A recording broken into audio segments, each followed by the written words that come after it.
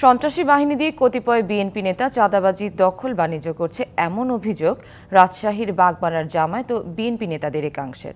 তবে সব অভিযোগ ষড়যন্ত্রমূলক জানিয়ে অভিযুক্ত বিএনপি নেতারা বলছেন তারা কাজ করছেন বিরোধ মেটাতে।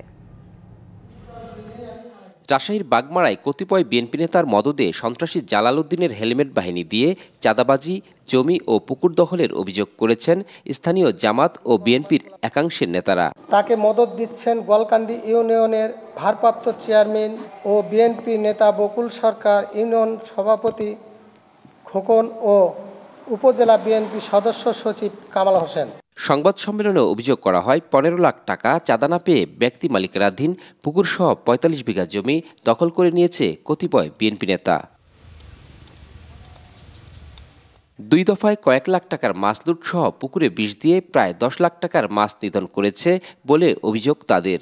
একটা পক্ষ বা একটা হেলমেট বাহিনী তাদেরকে আক্রমণ করে আহত করে এবং তাদেরকে তো আহত করছে, পাশাপাশি আমাদেরকে হুমকি দিয়েছে। আমার জমি আমি দখল মুক্ত চাই, সুষ্ঠু একটা ফাইসালা চাই। প্রশাসনের কাছে আমাদের, বিএনপির কাছেও দাবি। বিএনপি হয় আর এক বিএনপিকে এইভাবে অন্যায় অত্যাচার করতেছে, বিএনপিরা কেন দেখতেছে না?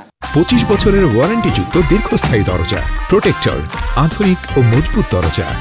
জালালের হেলমেট বাহিনীর অত্যাচারে অতিষ্ঠ মানুষ। এ নিয়ে কথা বললেই বাড়িঘরে হামলা সহ নির্যাতন করা হয়।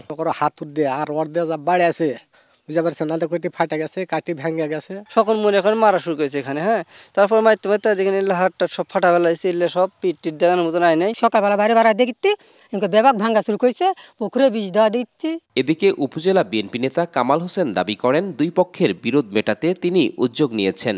কোনো চাঁদাবাজির সঙ্গে বিএনপি নেতা জড়িত নয়। যারা গোয়ালকান্দি ইউনিয়ন পরিচালনা করে তাদেরকে আমি ডেকে বলেছি যে বিএনপির সুনাম নষ্ট হচ্ছে, এই ঘটনাটাকে কেন্দ্র করে আপনারা এটা সমাধান করেন। আমি তাদের উপর দায়িত্ব দিয়েছি এবং সমাধানের চেষ্টা অব্যাহত রেখেছি।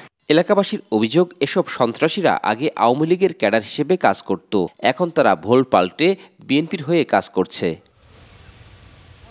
Sourav Habib, DBC news, Rajshahi.